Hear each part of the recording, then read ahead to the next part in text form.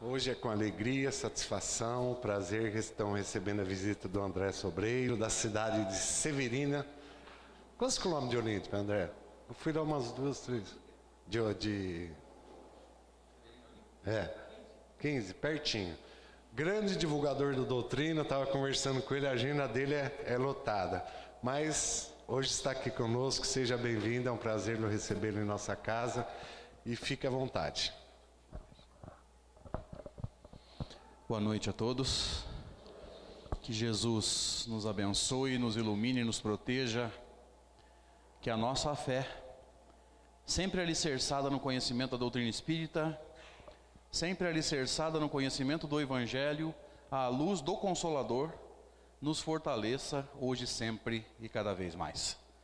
Queria agradecer o convite que nos foi feito já há bastante tempo, por causa dessa agenda, né? Que às vezes não nos permite estar em todos os lugares que a gente gostaria. Convite que nos foi feito pela Dirce para poder estar aqui e conversar um pouquinho sobre o Consolador prometido, sobre o Evangelho à luz da doutrina espírita. Nós queríamos conversar um pouquinho com vocês hoje sobre os princípios fundamentais da doutrina espírita. Se nós quisermos começar a nossa palestra com uma analogia, Allan Kardec, no capítulo 19 de O Evangelho segundo o Espiritismo, vai definir a fé inabalável como aquela, ou somente aquela, que pudesse encarar face a face, frente a frente, a razão em todas as épocas da humanidade. Quando Kardec nos fala em razão, ele está nos falando em raciocínio, ele está nos falando em lógica. Ele está nos dizendo que a fé espírita não pode ser pautada em crendice popular, não pode ser pautada em subjetivismo, não pode ser pautada em achismo. E o entendimento, a compreensão, o raciocínio lógico, o bom senso, esses fatores são sem dúvida alguma o segredo da fé espírita. Quanto mais nós compreendemos a vida, quanto mais nós compreendemos de que forma Deus age, mais nós fortalecemos a nossa fé, a ponto de chegarmos àquele momento em que Emmanuel nos ensina no livro O Consolador, dizendo que conseguir a fé é alcançar a possibilidade de não mais dizer eu creio, mas de afirmar eu sei, com todos os valores da razão tocados pela luz do sentimento. Então o dia virá em que nós não vamos mais dizer que acreditamos, por exemplo, na reencarnação. Quando alguém nos perguntar se a gente acredita nesse princípio fundamental da doutrina espírita, nós não vamos dizer eu creio, nós vamos dizer eu sei, eu tenho certeza, porque a razão me diz que Deus, sendo o que é, tem que agir dessa forma. Então, conforme nós vamos entendendo os princípios fundamentais da doutrina espírita, nós vamos fortalecendo a nossa fé em Deus e em tudo aquilo que essa doutrina vem trazendo para a gente. Colocando numa analogia, os princípios fundamentais da doutrina espírita são o alicerce da fé espírita. E como toda construção, quanto mais forte o alicerce, mais inabalável ela é. E aí nós já citamos a definição de fé inabalável no capítulo 19 de O Evangelho segundo o Espiritismo. Cabe a nós espíritas entendermos esses princípios fundamentais. E o primeiro princípio fundamental da doutrina espírita é Deus. É o Pai, é o Criador. A gente poderia começar pensando o seguinte: essa história de comparar Deus com um pai, quem inventou isso, gente? Alguém me ajuda? Boa, vai, os encarnados agora? Quem inventou essa história de chamar Deus de pai? Alguém pode dizer que foi Jesus. Mas se você olhar no Antigo Testamento, você ainda vai encontrar, aliás, ainda não, desculpem, você já vai encontrar versículos em que os hebreus chamavam Deus de Pai. Então percebam que quando Jesus diz Pai nosso que estais nos céus, o Pai e eu somos um, meu Pai trabalha até agora, eu também trabalho, ele não está criando uma analogia, ele está citando uma analogia que já existe no Antigo Testamento. Será que existe outra analogia para Deus no Antigo Testamento? Alguém já ouviu falar do Deus pastor? Vê se você lembra desse texto, ó. O Senhor é meu pastor, nada me faltará. Veja que essa analogia, ela é como nós sabemos, né? Salmo 23, se eu não estiver enganado, é um salmo de submissão. Se você estudar ele com mais profundidade, entendendo que o salmo é uma poesia, é um texto poético, você vai entender que é um salmo em que eu estou dizendo o seguinte: o Senhor é meu pastor, sendo Ele meu pastor, o que eu sou? Uma ovelha do seu rebanho. Mas olha a profundidade do texto, e às vezes a gente não percebe. Toda vez que o pastor se afasta, o que acontece com a ovelha? Corre riscos. É um salmo de submissão. É como se eu dissesse para Deus: sem o Senhor que é meu pastor, eu corro riscos. Mas é outra analogia para Deus do chamado Antigo Testamento.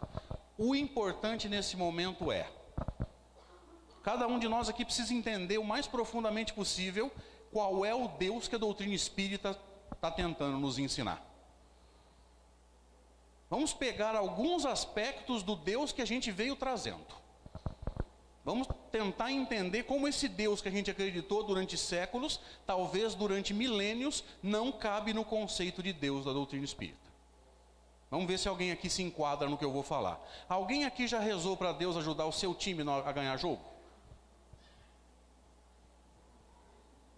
Olha o Deus que a gente veio trazendo. É um Deus que gosta mais do teu time do que do outro. Só que eu tenho uma péssima notícia: só tem um Deus e tem 2 times jogando. Se Deus ajudar o teu time, quem que ajuda o outro? Às vezes a gente não reza para o nosso time ganhar, mas reza para a seleção ganhar a Copa. E ainda tem a imaturidade de dizer que Deus é brasileiro. Quando você ouvia falar sobre Deus antes de ser espírita, como é que você o imaginava? Como é que nós imaginávamos Deus? Eu acredito que a maioria de nós tem mais ou menos a mesma imagem mental de Deus, pelo menos antes de ser espírita. Um senhor, barba branca, cabelo branco, bem comprido, tipo Hermeto Pascoal, sentado num trono, bravo e até certo ponto vingativo. Por quê? Porque Deus é um ser tão elevado que a gente não consegue imaginá-lo. É como se eu te desse um giz e você parasse, no caso aqui uma caneta, né? E você parasse na frente dessa lousa. O que você escreve? O que você quiser, porque está vindo do seu interior.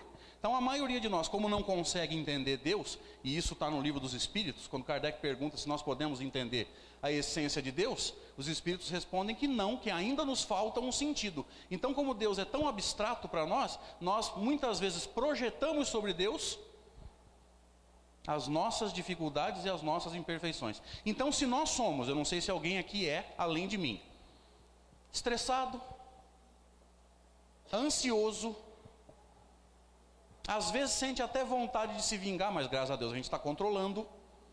Adivinha como é que a gente constrói o Deus na nossa mente? Isso vem de muito tempo, e os estudiosos chamam isso de antropomorfismo. Antropo é homem, morfismo é forma. Deus com forma de homem. Então vejam que nós invertemos aquilo que está escrito no Gênesis, de Moisés. Quando Deus teria dito: façamos o homem a nossa imagem e semelhança. E quando Emmanuel foi interpretar esse versículo, ele nos ensina que esse versículo cita a perfectibilidade de todos nós. Nós não somos perfeitos, mas somos perfectíveis. Nós vamos nos tornar perfeitos, segundo a lei do progresso e a lei de igualdade. Todos nós temos essa oportunidade. Só vai depender do nosso esforço. Mas nós fizemos ao contrário.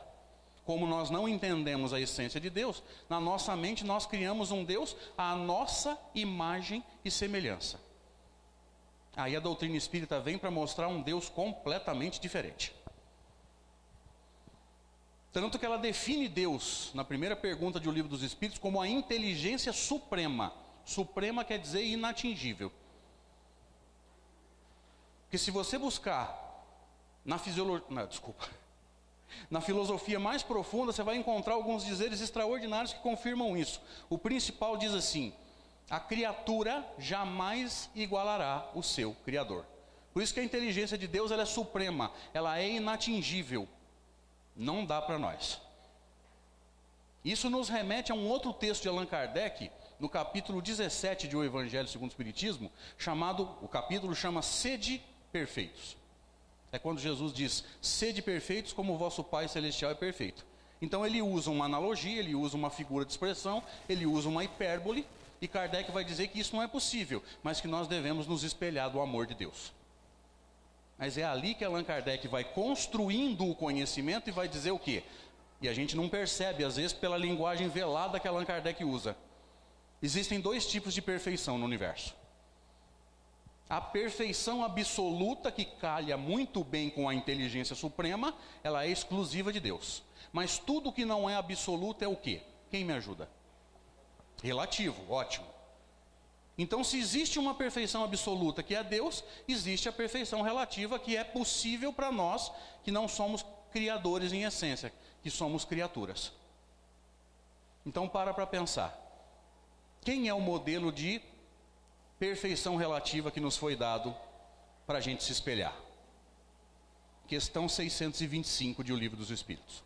Qual o tipo mais perfeito que Deus tem oferecido ao homem e que deve servir de guia e modelo à humanidade? E os Espíritos responderam, vede Jesus. E durante muito tempo eu fiquei pensando por que antes do nome de Jesus eles colocaram o imperativo do verbo ver, vede, veja. Em linguagem um pouco mais coloquial, mas é o imperativo do verbo ver. E depois de muito meditar, eu entendi que se eles tivessem apenas citado o termo Jesus, o que nós faríamos? O que nós temos feito nos últimos 2000 anos. Lembrado de Jesus, mas continuado a nossa vida do mesmo jeito. Quando eles usam o termo vede, veja, olha, presta atenção em Jesus, eles estão dizendo o seguinte, espelhe-se nesse homem, siga-o verdadeiramente para que um dia você seja igual a ele. Porque o próprio Cristo disse no Evangelho que nós somos deuses, que deveria ser traduzido nesse caso com D minúsculo, não o Deus Criador, e que nós poderíamos fazer tudo o que ele faz e muito mais. Então a doutrina espírita vem para revelar os nossos potenciais. Em essência, nós somos seres perfectíveis. O potencial que nós temos em nós é extraordinário. Cabe a nós entendermos esses potenciais, entendermos de que forma a gente precisa usar esses potenciais para poder desenvolvê-los. E aí nós vamos poder fazer coisas extraordinárias. Então veja que o Deus que a doutrina espírita vem ensinar é um Deus diferente. É um Deus muito maior, porque talvez a gente encontre pelas ruas de Rio Preto, como eu encontro pelas ruas da minha cidade, pessoas que ainda acreditam num Deus da igreja dele. Olha o tamanho do Deus. Talvez seja menor do que o Deus que queria ajudar o time dele. E se você não for da igreja dele ou da religião dele, o que acontece? Na cabeça dessa criatura, você está perdido na mão desse Deus. Porque o Deus, além de ser o Deus da igreja dele, é um Deus que não gosta de ninguém que não seja da igreja dele. Se você se lembrou do conceito do paganismo, se você se lembrou do conceito da gentilidade lá nos tempos do judaísmo, isso não é coincidência. Porque para os judeus, filho de Deus eram apenas os judeus. O grego, o egípcio, o babilônico, na cabeça deles eram todos gentios, eram todos pagãos e, portanto, não eram filhos de Deus, não eram amados por Deus. E é lógico que pela reencarnação, esses seres vieram reencarnando, e muitos deles não conseguiram corrigir o conceito dentro de si. Então eles continuam no mesmo conceito, embora mude os nomes. Não é mais o Deus de Israel, mas é o Deus da igreja dele. E se você não for na igreja dele, não muda nada. É igualzinho se você não fosse filho de Israel, filho de Davi na linguagem da Bíblia. Aí a gente vem para cá e encontra um Deus universal. Diz a ciência que só a nossa galáxia, que é poeira cósmica, tem algo em torno de 100 mil anos-luz de comprimento. Significa que para você atravessar a nossa galáxia, se o seu carro andar na velocidade da luz, quanto que é a velocidade da luz mesmo? Gente, quem me ajuda? Tranquilo, teu carro dá isso em segunda marcha. 300 mil quilômetros por segundo. Pode acelerar teu carro que dá. Se você andar 300 mil quilômetros por segundo, você vai demorar 100 mil anos para atravessar uma galáxia. Quantas galáxias tem no universo? Segundo a ciência, e lógico que isso é estimativa, não é cálculo. Não tem como calcular. Então eles estimam. Algo em torno de 200 bilhões de galáxias. A maioria delas muito maior do que a Via Láctea, portanto, muito mais do que 100 mil anos-luz de comprimento.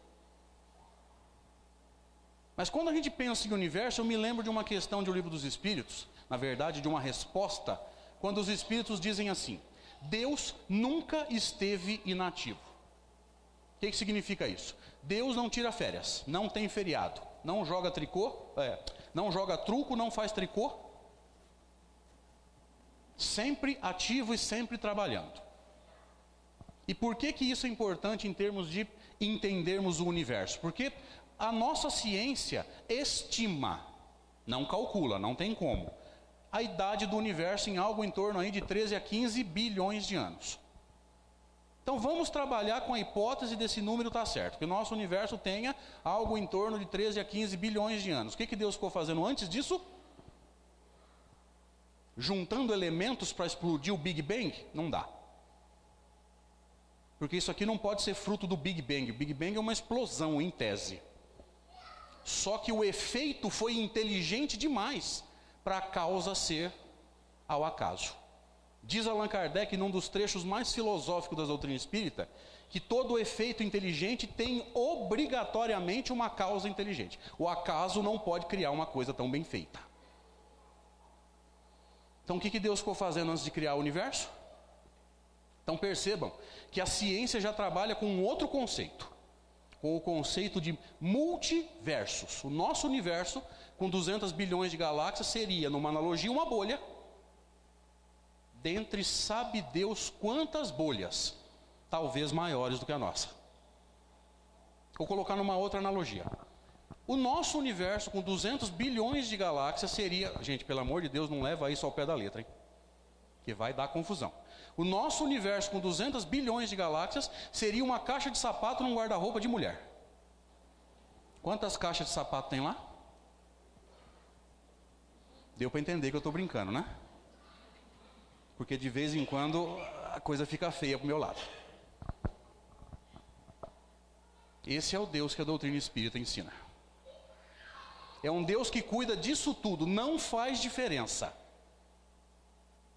Não interessa se você vive num mundo mais evoluído, menos evoluído, para Deus você é igualzinho a Jesus.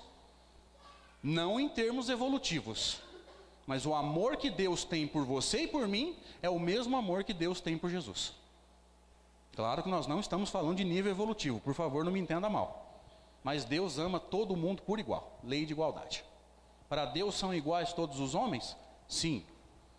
Dizem os espíritos que quando nós citamos aquele provérbio, né? O sol nasce para todos, o sol brilha para todos, nós anunciamos uma verdade muito maior do que a gente pensa.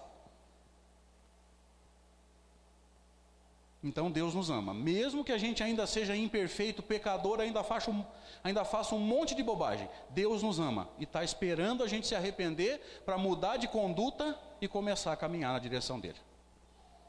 Jesus vai dizer ainda mais no Evangelho de Lucas, ele vai dizer que haveria mais festa no céu quando um pecador se arrepende, do que por 99 justos que não têm a necessidade de arrepender-se. Então Jesus vai dizer em outro trecho, que ele viria para as ovelhas desgarradas, não para as ovelhas dóceis, porque as ovelhas dóceis não são desafio.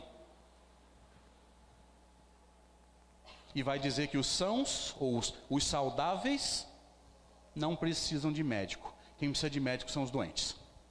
Então veja que o espírito mais evoluído do qual nós temos notícia concreta. O um com o pai. O filho mais velho na belíssima analogia bíblica. Aquele que tem sintonia perfeita com Deus, veio para as ovelhas desgarradas. Para nos ensinar o caminho, mas eu tenho uma notícia que vai desagradar alguns aqui. Não pode caminhar por nós. Ele veio para ensinar o caminho, para mostrar a meta, mas não pode fazer o nosso trabalho de evoluir. Mas esse é o Deus que a doutrina espírita nos ensina. Um Deus absolutamente perfeito, que não erra. A justiça de Deus é absolutamente perfeita. Então, por mais que alguns de nós estejamos sofrendo, eu apostaria que a maioria de nós deve estar passando por algum tipo de dificuldade, sem contar as dificuldades financeiras, porque no Brasil, se você não tiver com dificuldade financeira, você é uma exceção à regra. Sem contar essa, algum tipo de perrengue a gente deve estar passando.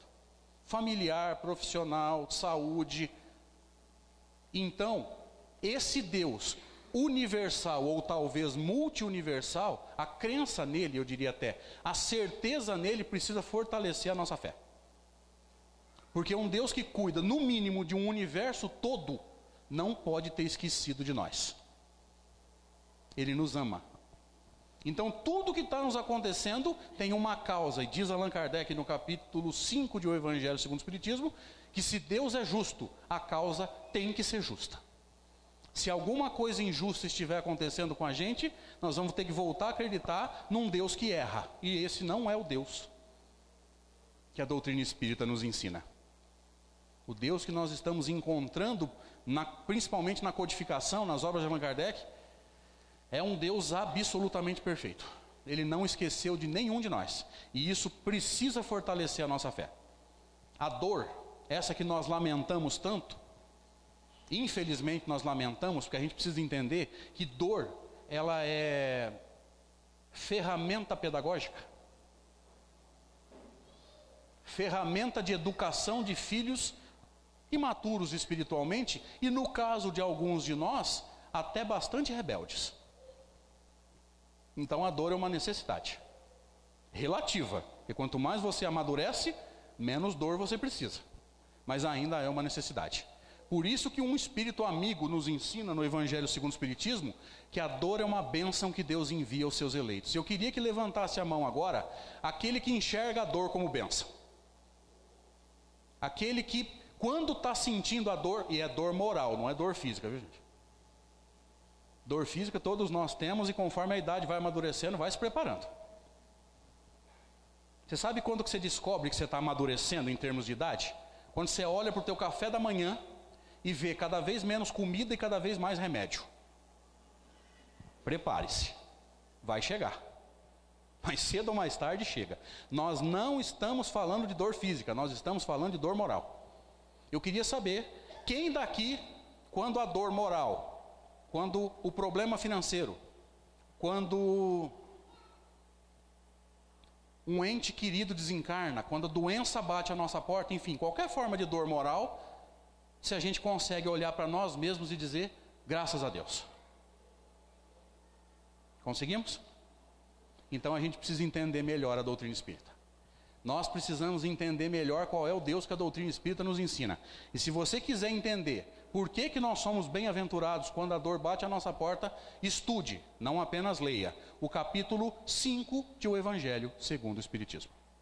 Bem-aventurados os aflitos.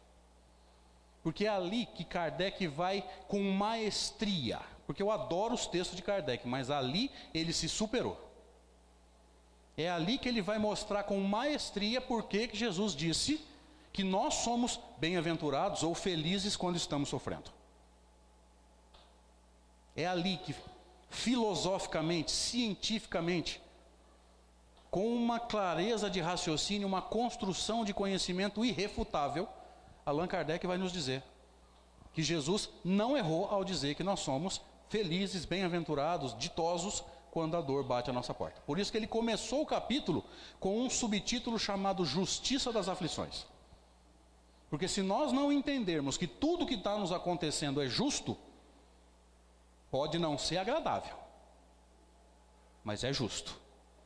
Então, se nós não entendermos que tudo que está nos acontecendo é justo, diga-se de passagem, absolutamente justo, não tem como nós nos enxergarmos com o tempo bem-aventurados quando estamos sofrendo. Então veja que a construção de conhecimento de Kardec é um negócio que a gente está começando a entender agora. Vai longe para a gente entender, e dizem alguns amigos, inclusive, que esse milênio acaba, e a gente não entendeu a codificação totalmente ainda. Porque é como mergulhar no oceano.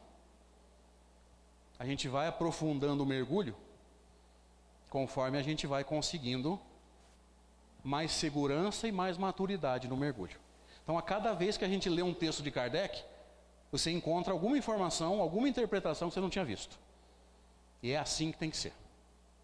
O segundo princípio fundamental da doutrina espírita, o primeiro que vai tratar da criatura, porque o anterior fala do Criador, nós o chamamos de imortalidade do espírito. Veja que nós estamos falando em imortalidade e não em eternidade, porque o que significa ser eterno? É não ter começo nem fim. Nós tivemos um começo? Sim ou não? Segundo o Livro dos Espíritos, em 5 respostas dadas pelos Espíritos a Allan Kardec, nós fomos criados. Qual a característica da criatura nesse momento? Simples e ignorante.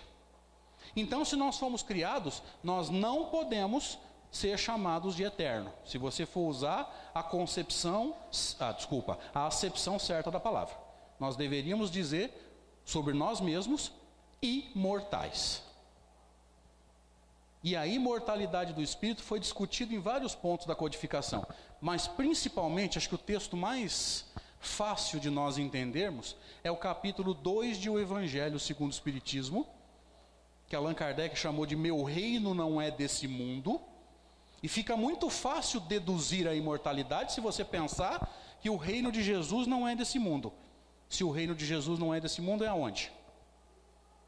Então é muito simples de entender que se o reino dele não é aqui, é porque existe um outro mundo onde o reino dele se faz. Então, a imortalidade, a continuidade da vida, o plano espiritual estão mais do que provados para quem sabe entender texto. E Kardec chamou de a vida futura o que nós chamamos de imortalidade do espírito. Nós temos, e é bom a gente entender isso, a imortalidade pela frente. É bom a gente começar a ocupar bem o tempo, a construir muito bem o que a gente quer do nosso futuro, que eu apostaria que a maioria de nós aqui, se a gente perguntar o que quer do futuro, a maioria vai responder paz. Mas nós estamos construindo paz? Quando Jesus diz, bem-aventurados os mansos, porque eles herdarão a terra, será que nós somos mansos? Kardec comentou essa bem-aventurança no Evangelho segundo o Espiritismo, bem-aventurados os mansos e pacíficos. Começa o texto com um subtítulo chamado Injúrias e Difamações. E eu fico me perguntando, será que nós somos mansos? Ou basta a gente ver uma coisa errada que a cidade inteira fica sabendo pelo WhatsApp? Que às vezes a gente fala assim, ó, não conta para ninguém, mas rapidinho o Facebook da cidade inteira viu. Quando não, o William Bonner fala no Jornal Nacional, né? Nós não contamos para ninguém. Será que nós somos mansos? Será que nós gostamos de paz ou a gente só quer paz? Vou aprofundar um pouquinho nisso, para a gente entender o que é a imortalidade.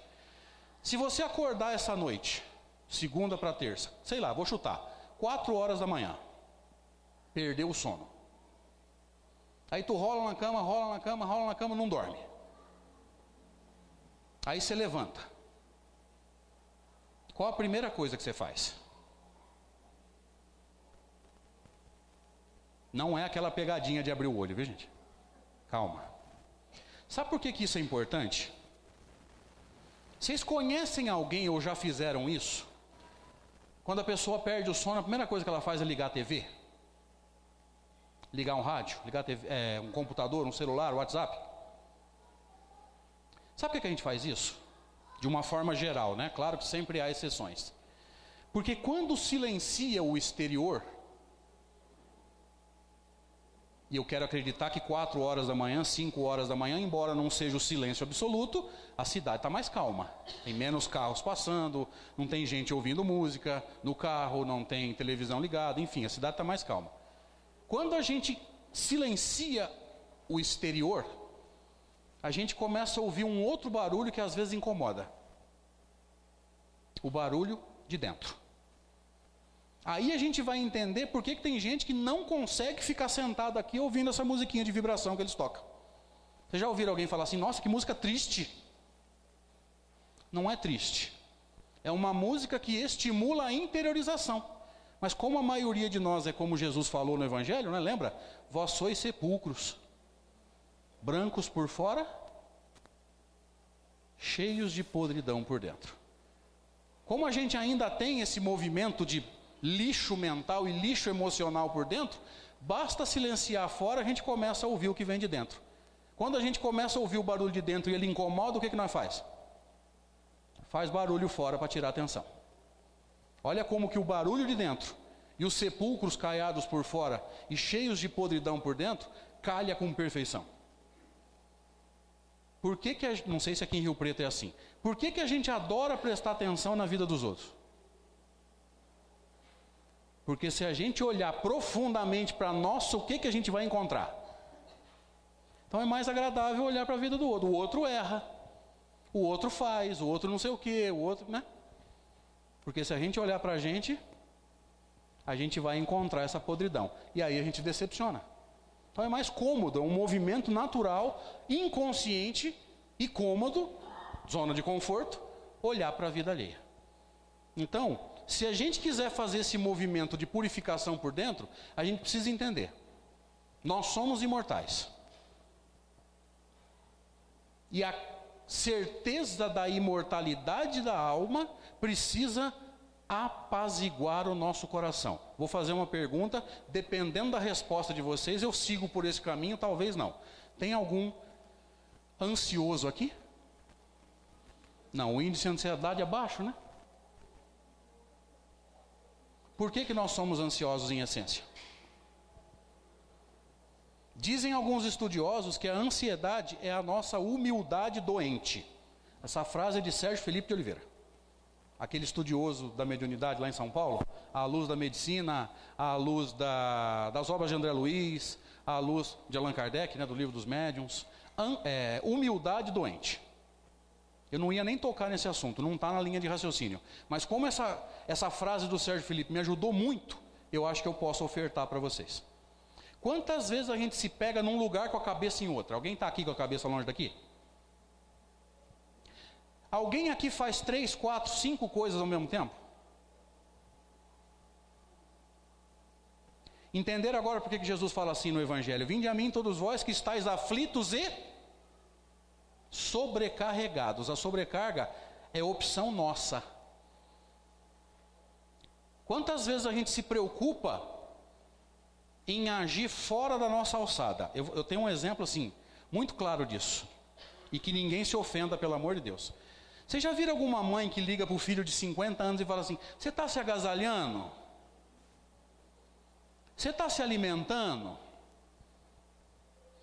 Rapaz, o sujeito está com 50 anos, você está preocupado se ele está comendo. Se ele tiver fome, ele come, viu? E as mães estão entrando em polvorosa. Por quê? Porque elas dizem assim: eu criei o meu filho para o mundo, não para mim. Mas ela não acredita, ela só fala. Agora extrapola isso para as nossas situações pessoais. A gente não dá conta dos nossos afazeres e quer cuidar da vida dos outros.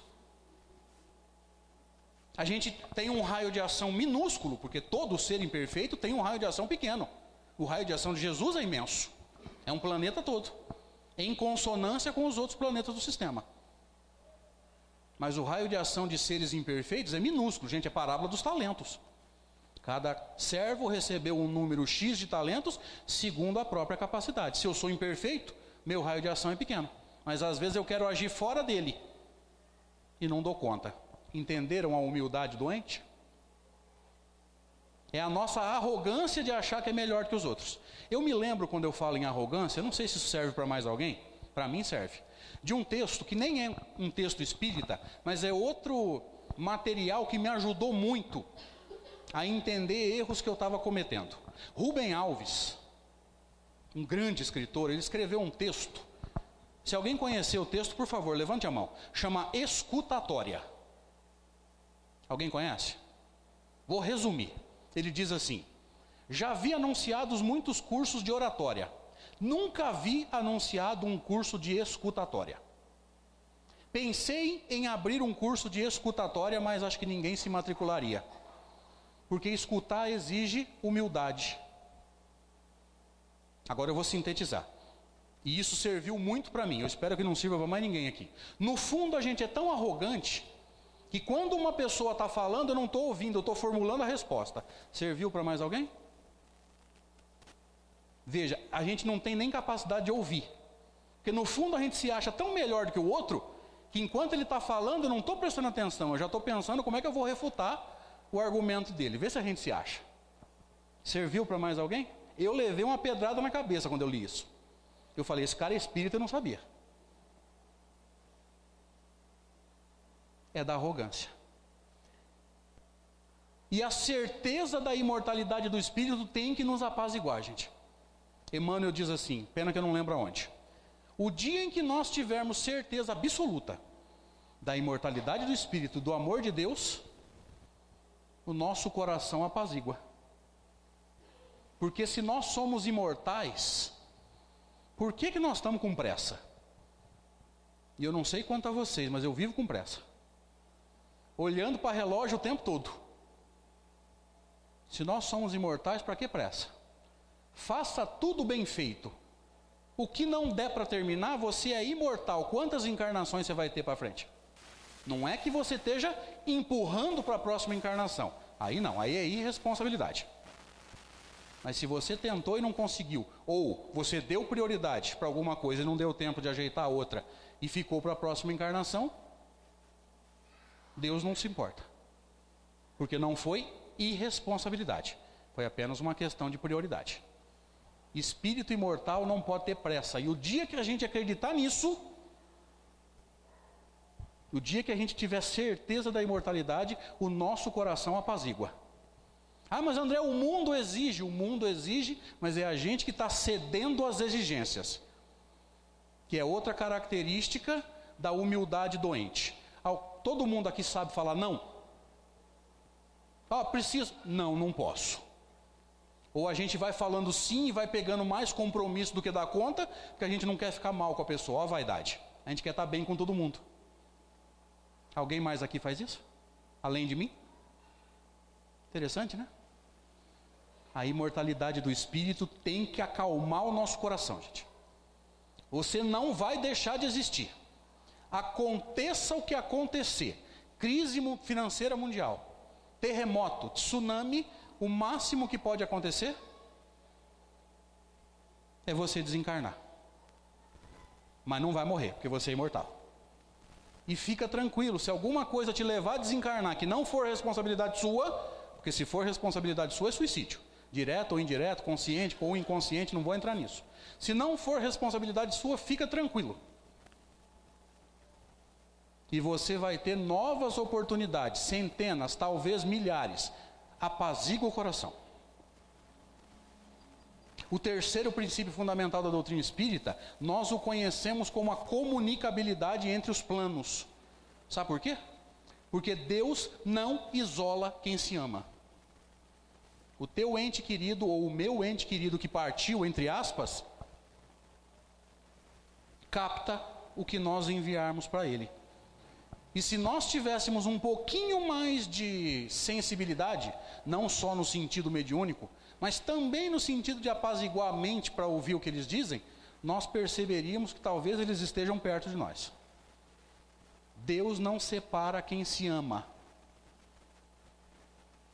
Por isso que Allan Kardec vai dizer no item 159 do Livro dos Médiuns, que todos somos médiuns, nem todos com faculdades para produzir fenômenos. Mas todos nós temos a capacidade de sentir uma aproximação, de captar um pensamento. É fácil de entender. Por que nós temos, todos nós, essa capacidade?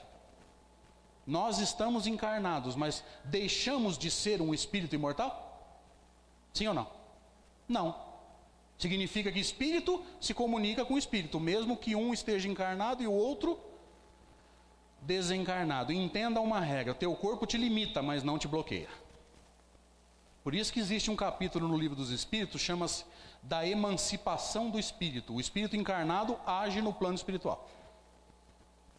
E a saída do corpo, que Kardec chamou de emancipação, André Luiz chamou de desdobramento, é uma das possibilidades que nós encarnados temos de agir no plano espiritual. Não é só essa.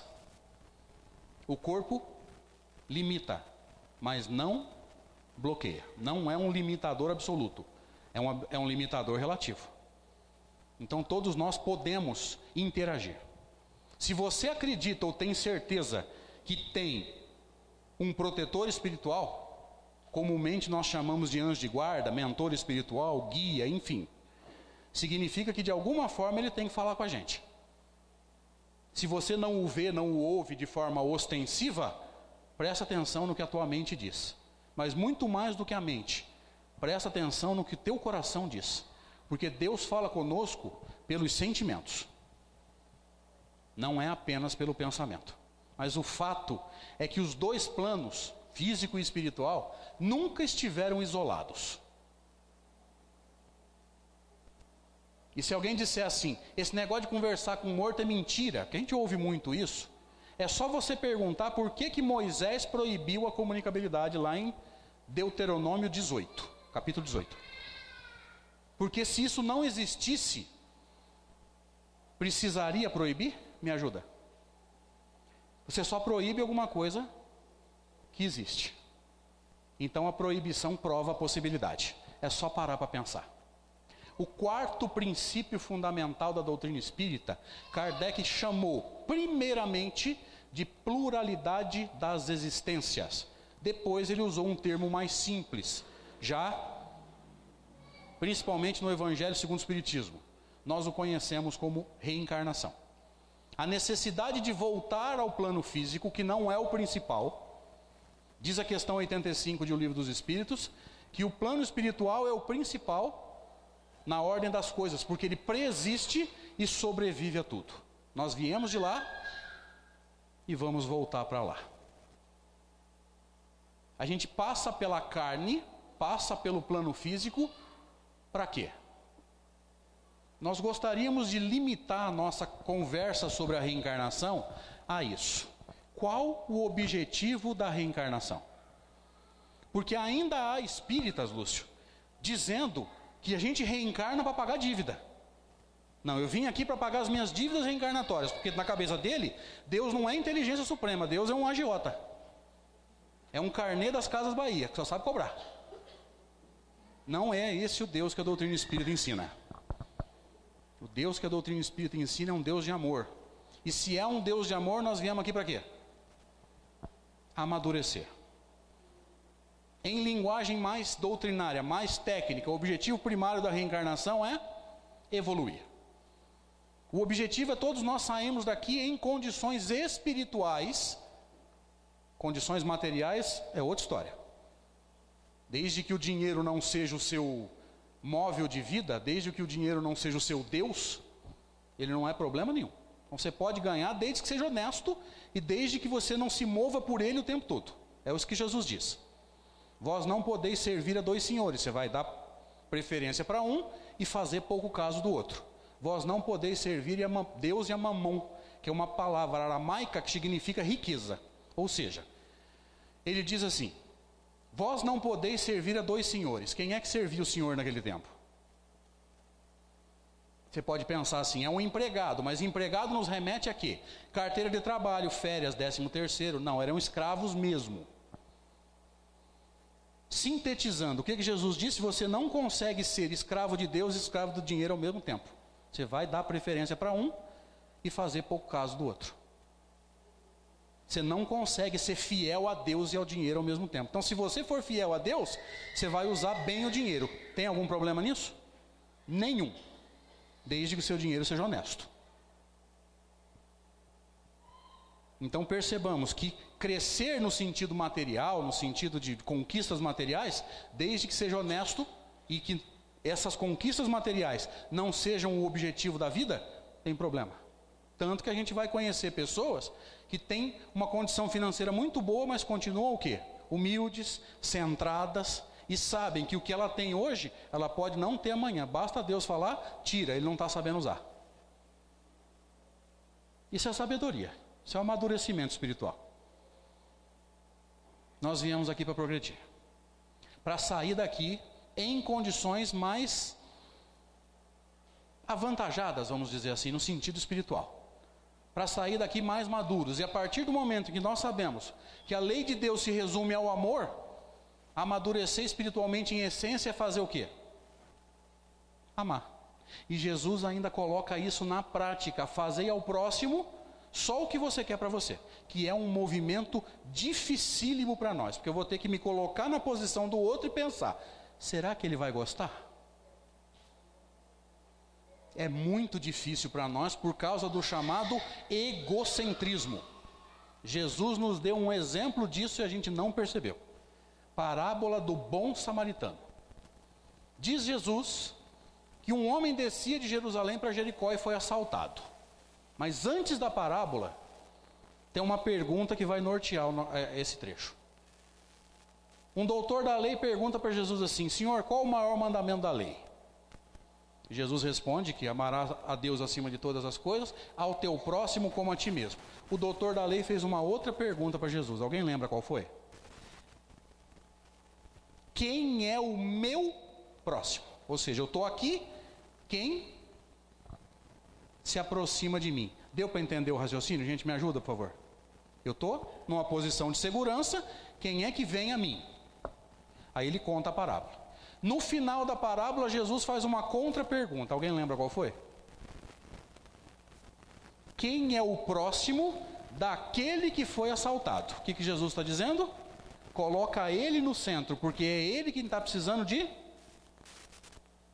ajuda. Deu para entender o raciocínio? Olha o que Jesus faz, a gente não percebe. É um estímulo para a gente sair do centro. O nosso egocentrismo está nos mantendo presos aos círculos e aos ciclos de dor e de sofrimento há milênios. A gente não enxerga. Vê se alguém já fez isso. Eu não aguento mais. Eu estou sofrendo, como se a gente fosse o único sofredor da face da terra. Quantos têm sofrendo? Para a gente explicar esse sofrimento, eu vou contar um caso que aconteceu com um amigo meu. Um belo dia, numa reunião mediúnica, ele sentado, concentrado, falando assim, ó a imaturidade, né? Ô, doutor Bezerra, o senhor podia vir aqui, né? Dá um recado para nós aqui, Bezerra. Aí veio um mentor da casa e falou assim, ô meu filho, você quer o Bezerra para quê? Você tem teto sobre a cabeça? Ele falou, tenho. Você tem comida? Tenho. Você tem casa? Tenho. Você tem até um carro para andar? Tenho. Para que você quer o Bezerra? Sabe onde o Bezerra está agora, filho? Lá na Etiópia, no Quênia, naqueles países onde aquele povo está se arrastando atrás de comida na lata de lixo. Olha o nosso egocentrismo, né? Bezerra, vem aqui. Como se a gente precisasse que o Bezerra ou qualquer espírito superior parasse o que está fazendo para vir aqui só para nós falar que conversou com ele.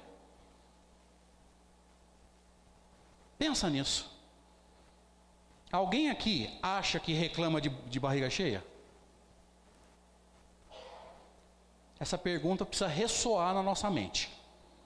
Porque às vezes a gente se pega reclamando e Deus dá o recado. Uma vez eu me peguei reclamando, vindo para Rio Preto. A hora que eu cheguei, se eu não me engano, na Badiba City, e dei de cara com uma pessoa andando na calçada, de cadeira de roda, eu pensei em Deus, falei, já entendi o recado. Isso precisa calar fundo na mente da gente. Que tomara que a gente não precise de uma situação pior para dar valor no que nós temos hoje. Foi para isso que a gente reencarnou. Para entender que nós temos tudo o que nós precisamos. E possivelmente, muito mais do que nós merecemos. Porque puxa a ficha reencarnatória para você ver. Quando a gente diz assim, eu sou um espírito endividado, a gente não acredita nisso. Porque se acreditasse, quando a dor batesse a nossa porta, a gente apaziguaria o coração. Vou usar a linguagem popular. Puxa a capivara para ver. Nosso passado é bastante sujo. Mas muito mais do que a gente pensa. Então, se nós estamos na condição que nós estamos, é porque Deus é misericordioso. Não precisou jogar a gente lá embaixo para a gente se reerguer. A esperança dele é que a gente se reergue e comece a caminhar no ponto em que nós estamos, sem ter que cair mais. E a gente deveria ser grato. Para isso que a gente reencarnou. Para amadurecer. Para entender que as condições que Deus nos deu advêm da misericórdia e algumas coisas nos faltam por questões reencarnatórias. É a chamada expiação. E para encerrar, o último princípio fundamental da doutrina espírita, nós o conhecemos como a pluralidade dos mundos habitados. que calha muito com o que nós dissemos no começo. Se você acredita que Deus é o Deus da tua casa de oração, as muitas moradas na casa do Pai, que Jesus nos revelou em João 14, no versículo 2, estão aqui. Se você acredita que Deus é o Deus da terra, as muitas moradas estão na terra. Se nós acreditamos que Deus é um Deus universal, fica fácil de entender as muitas moradas. Por isso que Allan Kardec diz que existem planetas que não são habitados materialmente. Por quê? Porque ou são mundos primitivos, a vida física nem surgiu, ou são mundos celestes, onde a vida física não existe mais. Morada de espíritos que não reencarnam. Então não adianta mandar sonda, mandar nenhum tipo de aparelho, porque não vai achar. Porque a aparelhagem da Terra não consegue captar a frequência desses espíritos. Vai procurar à vontade, durante milênios, e não vai achar. Então a pluralidade dos mundos está muito associada com o Deus que você acredita. Se for um Deus universal, tem morada que não acaba mais. Isso precisa fortalecer a nossa fé também. Sabe por quê? Porque eu vejo espírita falando assim: André, e se o mundo acabar, e se tiver uma guerra nuclear? Querido, falta mundo para você reencarnar? Você está preocupado com o quê? Só no nosso sistema tem mais 8 em tese. Na constelação tem centenas. Na galáxia tem bilhões. E a gente está preocupado com o final de um planetinha que é poeira cósmica. Planeta para reencarnar não falta. Fica sossegado. Por isso que Kardec diz lá na questão 85, né? Qualquer coisa que nos acontecer, o plano espiritual não é afetado. Bomba atômica acaba com o planeta, fica frio que não vai acabar. Jesus está no leme. Mas ainda que acontecesse, o plano espiritual não é afetado em nada. E mundo para reencarnar não falta. Então o que nós precisamos? Pelo menos mentalmente, sai da Terra. Pelo menos mentalmente começa a entender um Deus universal. O nosso medo advém de uma crença num Deus pequeno. Então nós acreditamos num Deus da Terra. Se a Terra acabar, para nós acabou o universo. Lê do engano. Tem muito lugar para a gente morar.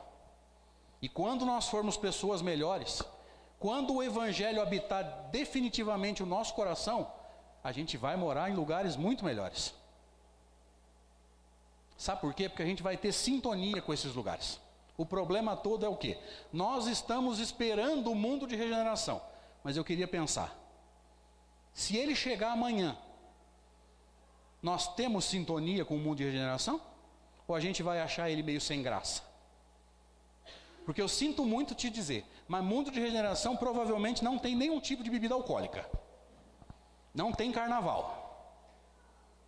Então se você gosta, não tem festa do peão. Micareta, baile funk. Então talvez alguns de nós aqui, se ficarmos na terra regenerada, nós vamos achar isso muito sem graça.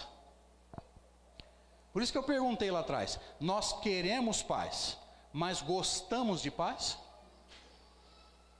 Será que a gente quer verdadeiramente um mundo mais tranquilo? E esse mundo mais tranquilo invariavelmente vai passar pelo quê? Pela paz que nós temos em nós. Por isso que o Livro dos Espíritos diz assim: nós somos muito mais, qual é o termo que eles usam? Civilizados do que evangelizados. Porque se nós fôssemos plenamente civilizados e evangelizados, a vida social seria uma maravilha, todo mundo se respeitaria. Que é o conceito de justiça para a doutrina espírita. Kardec pergunta aos espíritos: o que é justiça? A justiça é cada um respeitar o direito dos outros. Olha que maravilha que seria. Por que a justiça humana é tão complexa? Porque a gente não consegue. A gente busca só para nós. Então veja que na nossa mente o universo gira ao nosso redor. E esse movimento de descentralizar, de pensar no coletivo, é urgente se a gente quiser um mundo de paz. Obrigado, gente. Boa noite.